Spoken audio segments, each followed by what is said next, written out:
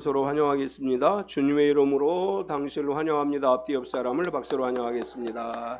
주님의 이름으로 환영합니다. 우리 서로 축복하겠습니다. 몸은 건강하게, 마음은 평안하게, 삶은 행복하게. 역시 봄이 왔지요. 많이 따뜻해지고 있습니다. 그래도 환절기이기 때문에 건강 조심하시고 3월 한 달 모든 성도들 그리고 모든 부모 형제 자녀들까지 건강하고 평안하고 행복한 하루하루 되시기를 축원합니다. 아멘. 주가 지켜주시네. 주보에 있는 글을 읽어드리고 말씀 나누겠습니다. 한 남자가 서재에 앉아 열린 창 사이로 힘겹게 날아오르는 작은 새를 바라보고 있었습니다. 무언가에 쫓기느라 지쳤는지 창문을 넘어 서재로 들어온 새는 남자의 소매에 자리를 잡고 평안히 앉았습니다. 창밖을 바라보니 거대한 매가 주변을 맴돌고 있었습니다. 매를 피해 힘껏 달아나던 작은 새가 안식처를 찾아 서재로 날아오르는 것입니다. 목숨을 잃을 뻔한 상황에서 금세 소매에 안겨 편안해지는 작은 새를 보고 남자는 하나님의 보호하심을 느꼈습니다. 우리가 지치고 힘들 때 주님이 나와 같이 우리를 보호해 주시겠구나. 감리교의 창시자인 요한 웨슬레의 동생인 찰스 웨슬레는 훗날 미국으로 선교를 떠날 때 거친 풍랑을 만났지만 작은 새의 믿음을 떠올리며 굳건히 이겨냈는데, 이 경험을 바탕으로 만들어진 찬송가가 비바람이 칠 때와 388장입니다. 거친 풍랑 가운데 두려워하는 제자들에게 예수님은 왜 두려워하느냐라고 물으셨습니다. 거친 풍파 가운데서도 주 예수님만 함께 하신다면 그 어떤 것도 두려워할 이유가 없습니다. 지친 자녀를 언제나 품어주시고 위로해 주시는 주님의 품 안에서 안식을 얻으십시오. 주님은 피난처이시며 방패시오니 역경 중에 주님을 더욱 신뢰하게 하소서. 아멘. 1919년 3월 1일은 일본의 지배에 항의하면서 독립만세를 외친 날이지요. 우리가 잘 알고 있는 3.1절입니다.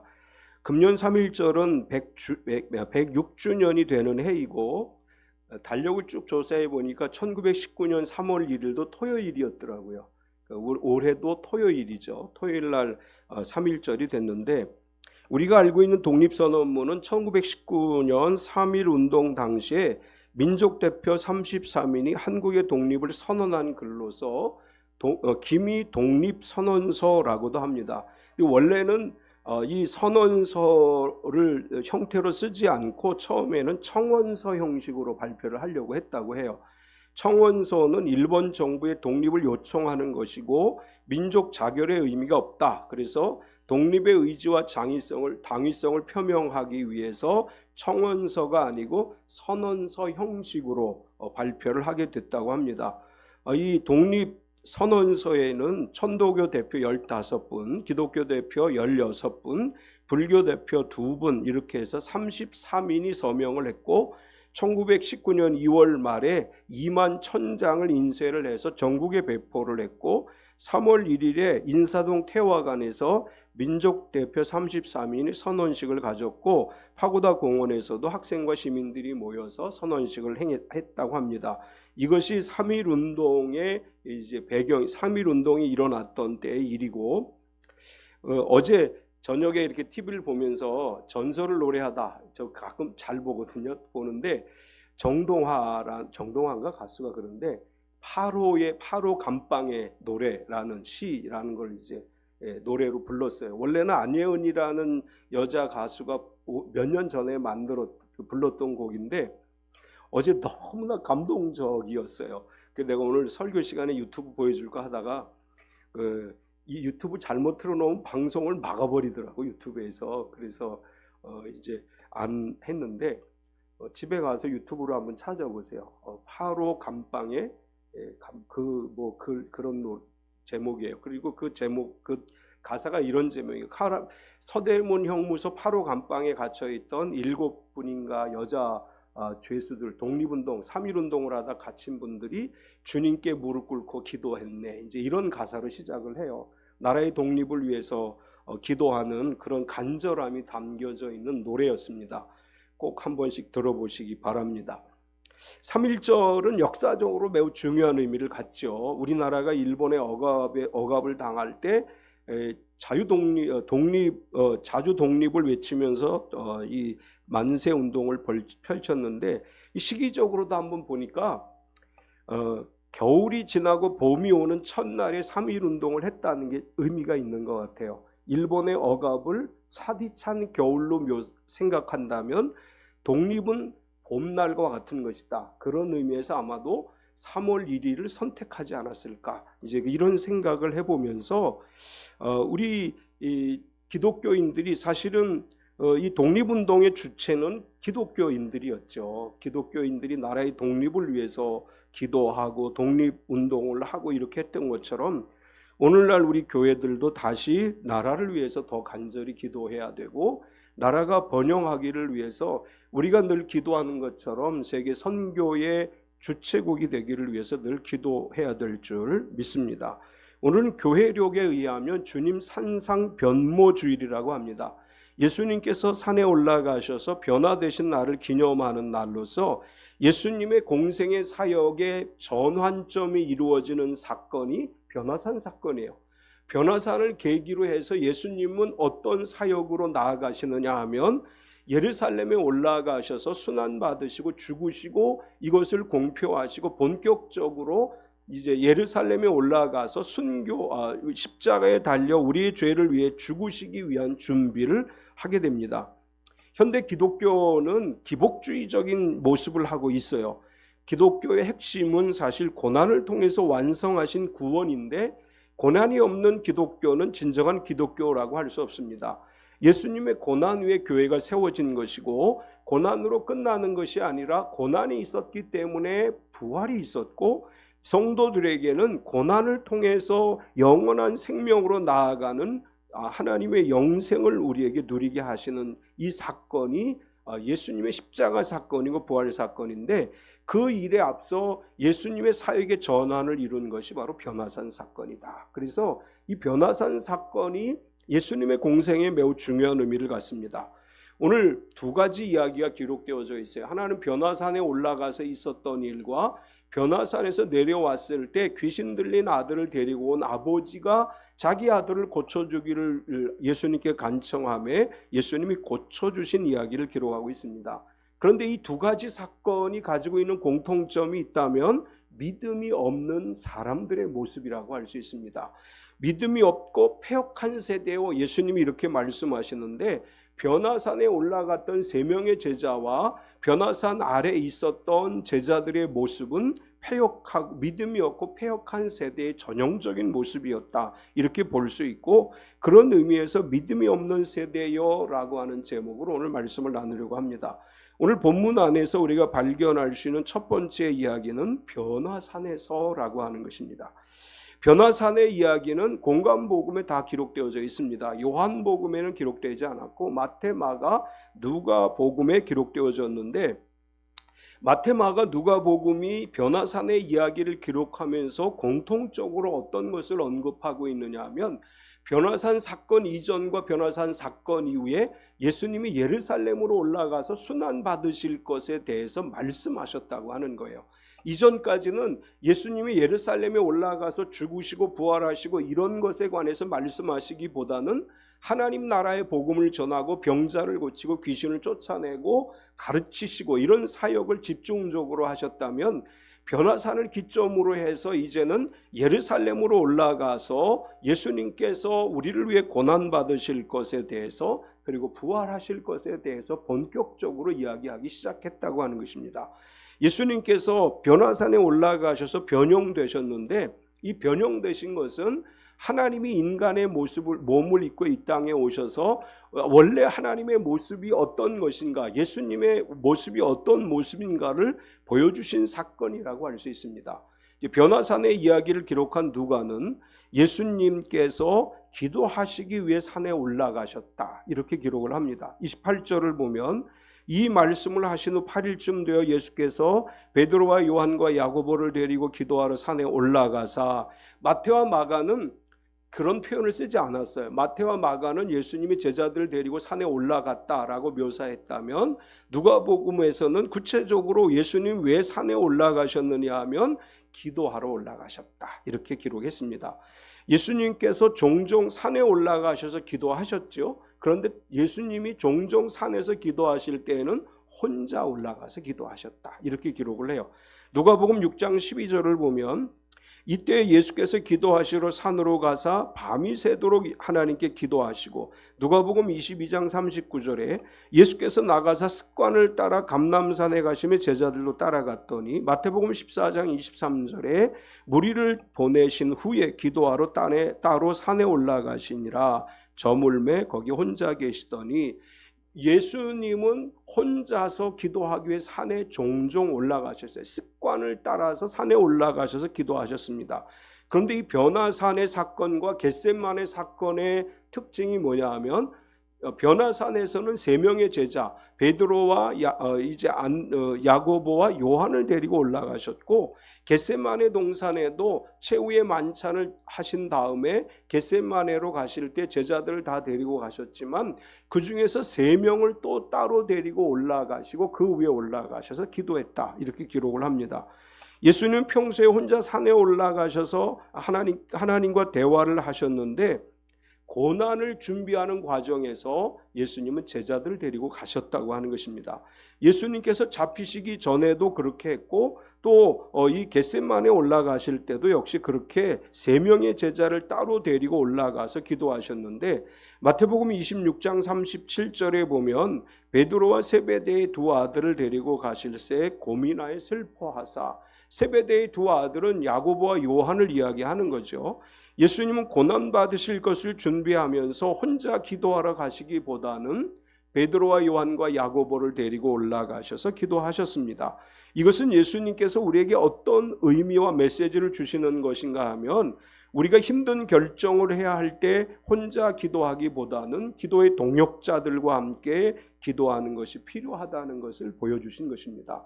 제자들에게 의도적으로 예수님은 고난 받으실 것을 얘기하시면서 세 명의 제자를 데리고 올라가셔서 기도하셨고, 겟세마네에서도 역시 그렇게 하셨음을 알 수 있습니다. 우리에게 함께 기도할 수 있는 동역자가 있다고 하는 것은 축복이에요. 혼자 기도하기보다 같이 기도할 수 있다고 하는 것이 하나님의 은혜입니다. 마태복음 18장 19절에 보면, 진실로 다시 너희에게 이르노니 너희 중에 두 사람이 땅에서 합심하여 무엇이든지 구하면 하늘에 계신 내 아버지께서 그를 위하여 이루게 하시리라. 우리가 서로를 위해 기도하는 기도 동역자가 됩시다. 힘들고 어려울 때 혼자 기도하지 마시고 기도를 부탁하세요. 함께 마음을 모아 기도할 때 우리의 기도가 더 속히 응답되어질 줄로 믿습니다. 예수님 그걸 우리에게 가르쳐 주신 거예요. 예수님 하나님이신 그분도 제자들을 데리고 가서 같이 기도하셨어요. 그 다음에 산에 오르신 예수님은 용모가 변화되셨습니다. 29절을 보면 기도하실 때 용모가 변화되고 그 옷이 휘어져 광채가 나더라. 아마도 예수님이 산에 올라가 기도하실 때마다 변화되셨을 거예요. 왜냐하면 하나님이시기 때문에 성부 하나님과 대화를 하는 기도 시간에 성육신하신 인간의 모습이 아닌 원래 하나님의 모습을 입고 기도하셨을 것입니다. 늘 기도하던 대로 산에 올라가 기도하실 때 하나님과의 대화 시간이기 때문에 변화된 모습으로 예수님께서 기도하시게 됐고, 또 한편으로는 이런 의미가 있습니다. 제자들을 데리고 가서 의도적으로 변화된 모습을 보여주신 거예요.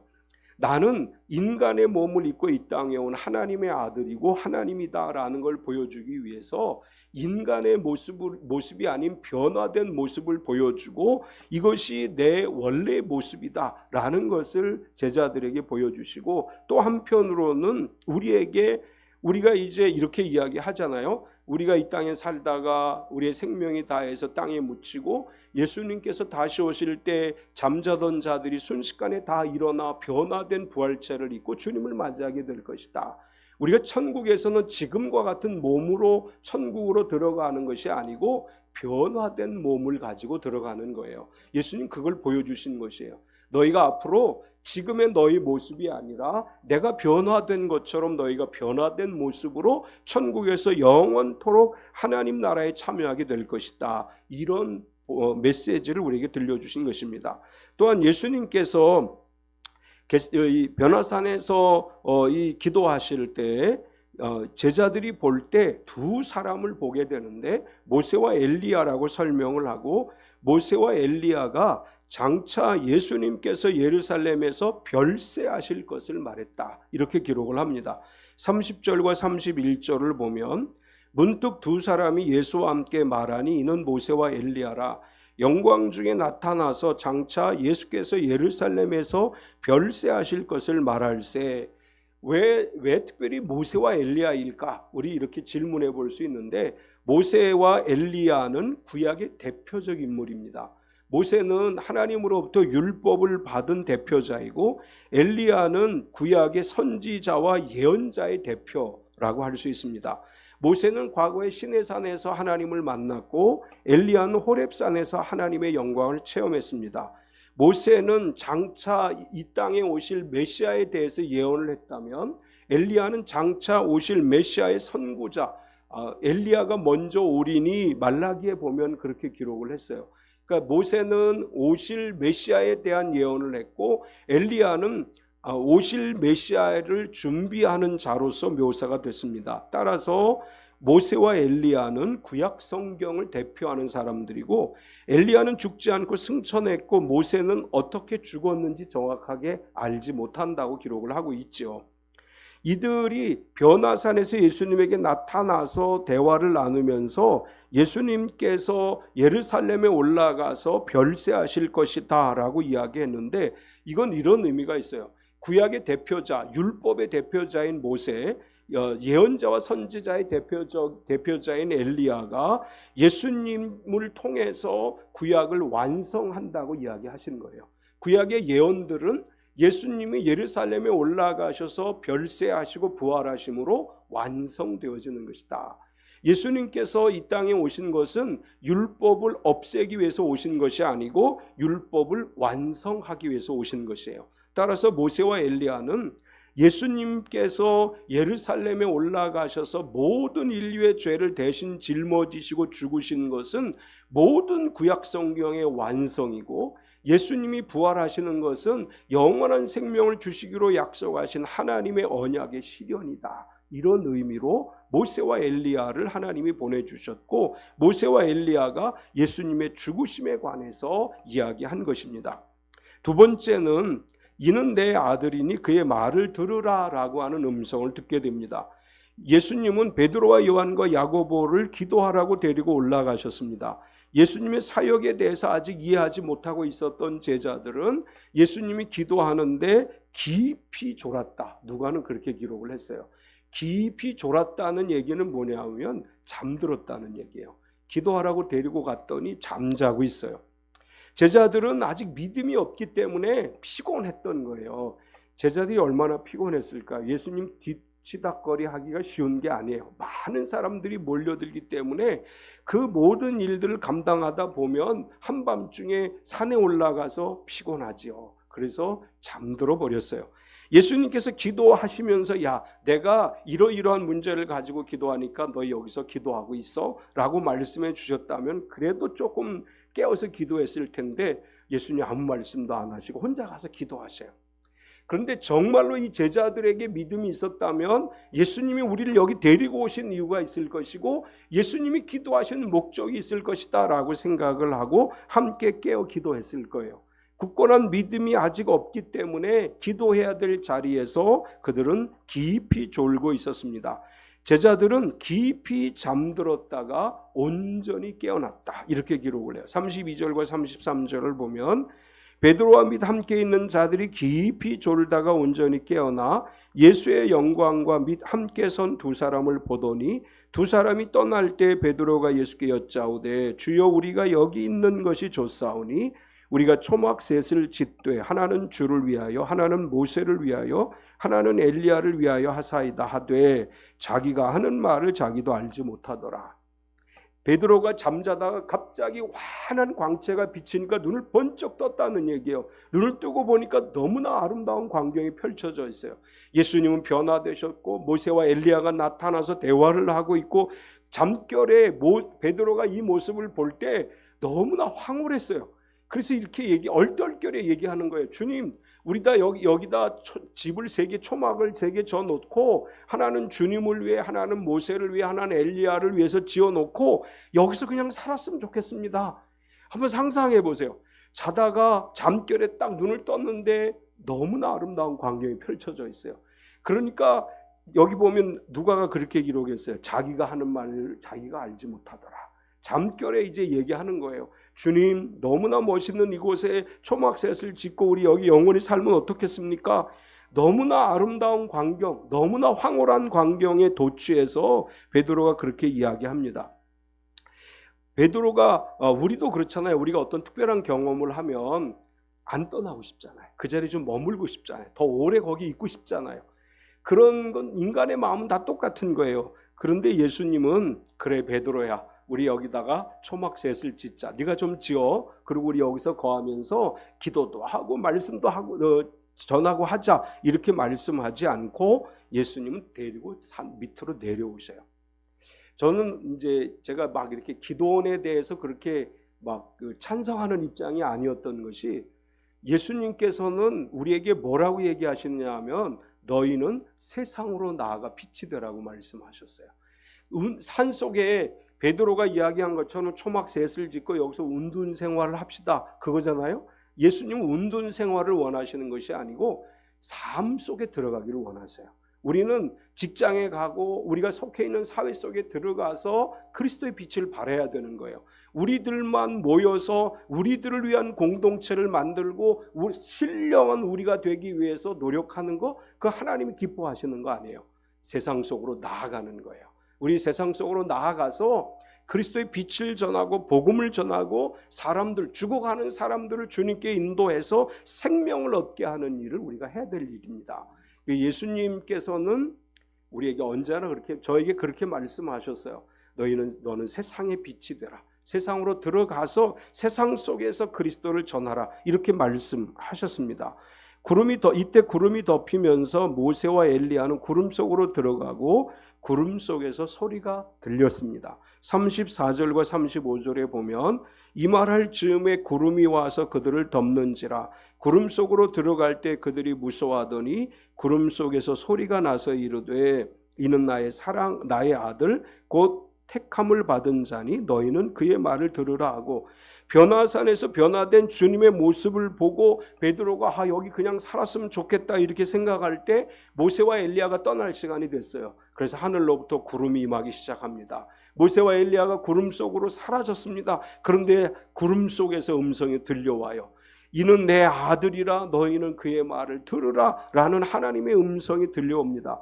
베드로는 하나님께서 예수님을 향해서 사랑하는 아들이고 기뻐하는 자라고 말씀하시는 이야기를 2번 들었죠. 예수님이 침례를 받으실 때 하늘로부터 음성이 들려왔어요. 변화산에서 예수님을 향한 하나님의 음성이 들려왔습니다.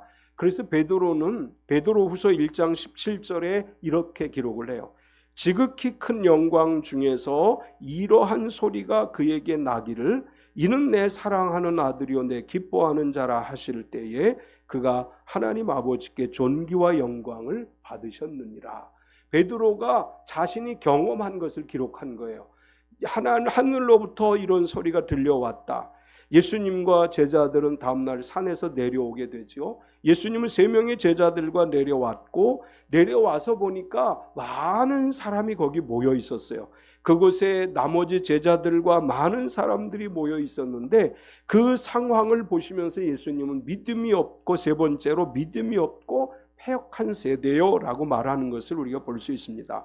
여기에 특징적인 것은 귀신 들린 아들을 데려온 아버지로 인해서 예수님이 그런 말씀을 하게 되는데, 귀신 들린 아들을 데리고 온 아버지는 예수님에게 이렇게 이야기해요. 선생님이여 내 아들을 돌보아 주옵소서. 37절에서 39절을 보면 이튿날 산에서 내려오시니 큰 무리가 맞을새 무리 중에 한 사람이 소리질러 이르되 선생님 청컨대 내 아들을 돌보아 주옵소서. 이는 내 외아들이니이다. 귀신이 그를 잡아 갑자기 부르짖게 하고 경련을 일으켜 거품을 흘리게 하며 몹시 상하게 하고야 겨우 떠나가나이다.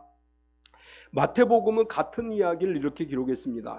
마태복음 17장 15절에 보면 주여 내 아들을 불쌍히 여기소서. 그가 간질로 심히 고생하여 자주 불에도 넘어지며 물에도 넘어지는지라. 마태는 구체적으로 기록을 했어요. 내 아들이 귀신 들려 간질병으로 고생을 합니다. 누가도 이 귀신이 들려서 아들이 경련을 일으키고 거품을 흘리는 이 상황을 이야기했는데 거품을 일으키고 경련을 일으키고 쓰러지는 것을 우리는 간질이라고 그래요. 간질에 걸리면 이런 현상이 있습니다. 이 아이가 귀신이 들려 간질 증세가 나타나는데 간질 증세가 나타날 때 보면 이 물불을 가리지 않는다는 거예요. 물에도 들어가고 불에도 들어가고 이런 현상이 일어나서 이 아이가 너무나 많은 고통을 당하고 있습니다. 아마도 이 아버지는 아들을 고치기 위해서 얼마나 많은 노력을 했겠습니까? 많은 노력을 했는데 간질은 현대의학에서도 고치기가 쉬운 병이 아니에요. 굉장히 어려운 병 중에 하나입니다. 그래서 그 당시에도 고칠 수가 없기 때문에 예수님의 소문을 듣고 예수님이 계신 곳을 알고 자기 아들을 데리고 예수님에게 찾아왔는데 예수님이 계시지 않는 거예요. 예수님 변화산에 올라가셨어요. 그래서 제자들에게 내 아들을 고쳐달라고 간청을 했습니다. 그러나 이 제자들이 고쳐주지 못했다. 그래서 이 아버지는 이렇게 얘기해요. 내가 당신의 제자들에게 고쳐주기를 구했지만 그들이 능히 못하더이다. 40절을 보면 당신의 제자들에게 내쫓아 주기를 구하였으나 그들이 능히 못하더이다. 제자들은 예수님께서 귀신을 쫓아내고 병자를 고치는 일을 수없이 많이 봤어요. 그럼에도 불구하고 이 제자들은 평상시에 그런 사역을 하지 못했다는 거예요. 그래서 처음에 예수님이 제자들을 선택하시고 둘씩 내보내셨을 때 그들이 귀신을 쫓아내고 병자를 고쳤어요.